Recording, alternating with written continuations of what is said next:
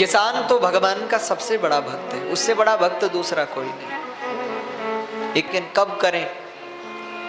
घर के कई कामकाज होते हैं, कामों में व्यस्त हैं, परिवार में व्यस्त हैं। मुझसे कई माताएं पूछ लेती हैं, कई पुरुष लोग पूछ लेते हैं कि महाराज हम क्या करें, हम ऑफिस में काम करते हैं या हम खेत में काम करते हैं, समय ही नहीं लगता कि भगवान के पास बैठे और आराम से बैठ के पूजा पाठ करें, दिया जलाएं। हमारा भी मन करता है कि शाम के समय बढ़िया दीपक जला के भगवान के है कि शाम के समय बढ़िया दीपक जला के भगवान के सामने बैठ के बढ़िया पाठ भी करें, बढ़िया जप भी करें, बढ़िया भजन भी गाएं। लेकिन क्या करें महाराज, जब तक भजन करने बैठते हैं तब तक बच्चे रोना शुरू कर देते हैं, जब तक भजन करने बैठते हैं तब तक पतिदेव आवाज लगा देते हैं कि ये काम है, तब तक सास ससुर बुला लेते हैं, घर में काम आ जाता है। क्या करें हम, कैसे करें? देखो एक सरल उपाय है। क्या?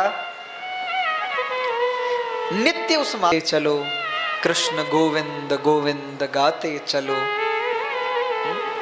काम करते चलो, नाम जपते चलो। काम करने को मना ही नहीं, काम तो खूब करो, लेकिन काम करते करते भगवान का भजन गाओ, भगवान का स्मरण करो। खेत में हल लगा रहे हो तो हल लगाते लगाते भगवान का भजन गाओ। अरे कितने ही भक्त ऐसे हुए जिन्होंने खेत में हल लगाते लगाते भगवान को पा लिया, बता। एक महान भक्त हुए भगवान के, और उन भक्त का नाम था धन्ना जी। आप विचार करो, भगवान ने या तो द्वापर में यशोदा मैया की गाय चराई और या इस कलयुग में धन्ना जी की गाय चराई। और किसी जंगल में जाके तपस्या थोड़े की, उन्होंने तो घर में रह के भगवान से प्रेम के विषय। कहते हैं धन्ना जी, उनका जन्म एक किसान परिवार में हुआ। पिताजी जाट परिवार में थे, किसान थे, जमींदार थे। एक दिन रुक गए तो उनके साथ उनके ठाकुर जी थे, शालिग्राम जी। हाँ, बढ़िया बढ़िया भोग लगाए भगवान को। अब ये धन करते तो उनके बगल में बैठ जाते और उनको देखते कि ये कैसे भगवान को नहलाते हैं, कैसे सुलाते हैं, कैसे उठाते हैं, कैसे चंदन लगाते हैं, कैसे इत्र लगाते हैं, कैसे भोजन कराते हैं। धन्ना जी रोज देखते हैं। कहते हैं 4-5 दिन बीते, घर जा रहे हैं। अब जब पुरोहित जी अपने घर को जाने लगे तो धन्ना जी ने रोना शुरू कर दिया। महाराज धन्ना जी बोले मुझे ये ठाकुर जी चाहिए। ऐसा करो महाराज, ये भगवान मुझे दे दो, आप एक भगवान मुझे दे दो। अब आप ही बताओ, भगवान किसी को दिए जाते हैं क्या? भाई जिनकी सेवा आप लोग करते हो, कोई कहे कि भगवान हमको दे दो, तो दोगे क्या? भगवान कैसे दे सकते हैं किसी को? अब धन्ना जी छोटे बालक थे और फिर बाल हट तो बाल हटे। धन्ना जी ने रोना शुरू कर दिया, विलाप करना शुरू कर दिया। महाराज जी ठाकुर जी मुझे बहुत समझाया, लेकिन धन्ना बालक तो बालक मानी नहीं। पुरोहित जी बोले, रे भैया तुम कैसी बात करते हो, भगवान कैसे दे दूं, भगवान नहीं दे सकता।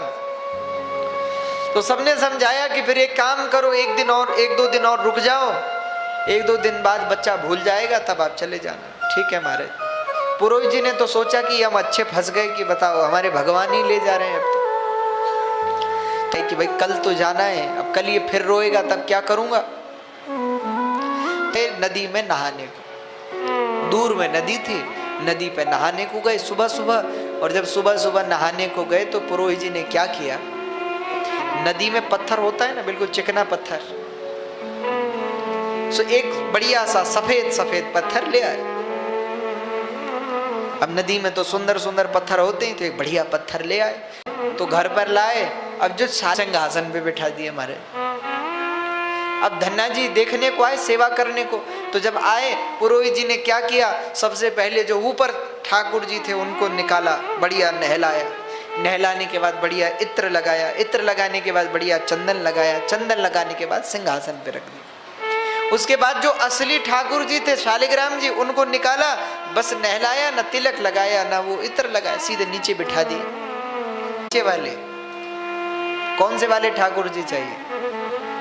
अब धन्ना जी तो बालक ठहरे, तो धन्ना जी ने पूछ लिया, महाराज ये 2 ठाकुर जी कौन कौन है? तो इतना सुनते ही मुस्कुराते हुए पंडित जी बोले ये जो ऊपर ठाकुर जी हैं, ये जो सिंहासन पे बैठे हैं, ये राजा ठाकुर जी, और बोले ये जो नीचे है ये, बोले ये सैनिक ठाकुर जी, ये सैनिक। अब तुम बताओ तुमको कौन से ठाकुर जी चाहिए, राजा ठाकुर जी चाहिए कि सैनिक ठाकुर जी चाहिए? अब आप ही बताओ, कोई बालक से पूछो तो बालक क्या कहेगा? बालक ठहरा बालक। धन्ना जी बोले महाराज फिर जब ठाकुर जी चाहिए ही तो सैनिक नहीं चाहिए, हमें तो राजा ठाकुर जी चाहिए, ये ऊपर वाले चाहिए। सो पंडित जी ने मुस्कुरा करके वो नदी का पत्थर जो है वो धन्ना जी के हाथ में थमा दिया और अपने भगवान लेके अपने घर की ओर चल पड़े। जाते समय धन्ना जी ने कहा बोले इनकी सेवा कैसे करूं? तो पुरोहित जी ने बता दिया बोले ऐसे ऐसे सेवा करना। अब वो तो था नदी का पत्थर, वो भगवान थोड़े थे, वो तो नदी का पत्थर था। पुरोहित जी ने सोचा बोले बच्चा है कुछ दिन सेवा करेगा, अब असली ठाकुर जी तो इसे दे नहीं सकता क्योंकि भैया उनकी सेवा नहीं करेगा तो पाप लगेगा, पर ये तो ठहरा नदी का पत्थर, 2-4 दिन सेवा करेगा तो करे, उसके बाद फेंक दे तो फेंक दे, ये तो पत्थर है। अब ये विचार करने वाली बात है, बहुत ध्यान से सुनने वाली बात है। देखो भगवान किसी सोना चांदी हीरा मोती में नहीं रहते, भगवान तो भगत के भाव में रहते हैं, भक्ति प्रेम में रहते हैं। अब धन्ना जी ने उस नदी के पत्थर को ले लिया, उन्हें तो लगे कि ये राजा ठाकुर जी। पूछ लिया कि सेवा कैसे? बोले रोज नहलाना, भोग लगा के खाना, बिना भगवान को भोग लगाए मत पाना। धन्ना जी बोले ठीक। अब तो धन्ना जी रोज नदी के उस पत्थर को नहलाए महाराज, बढ़िया इत्र लगाए, बढ़िया तिलक लगाए, और तिलक तुलक लगाने के बाद अपना ऐसा जो गमछा बांधते थे उस गमछे में रख लेते और फिर जाते खेत में काम करने। दिन भर खेत में हल लगाते, और हल लगाने के बाद पंडित जी ने कह रखा था, पुरोहित जी ने कह रखा था कि भगवान को भोग लगाना। तो जो माँ ने खेत के लिए रोटियां दी थी कि रोटियों को हल लगाने के बाद खाने को जो धन्ना जी को दी थी, उन रोटियों को जब धन्ना जी जैसे ही खाने बैठे तो याद आई, अरे पुरोहित जी ने कहा था पहले भगवान को खिलाना। तुरंत ठाकुर जी को निकाला बगल से, उनको एक आसन पे बिठाया और जो कुछ अपने लिए लाए थे पाने के लिए वो भगवान के आगे रख दिया, तुलसी पत्र डाल दिया। भगवान से कहा प्रभु आप भोग लगाओ। लेकिन अब धन्ना जी तो ठहरे बालक, उन्हें लगता था कि भगवान सच में खाते होंगे।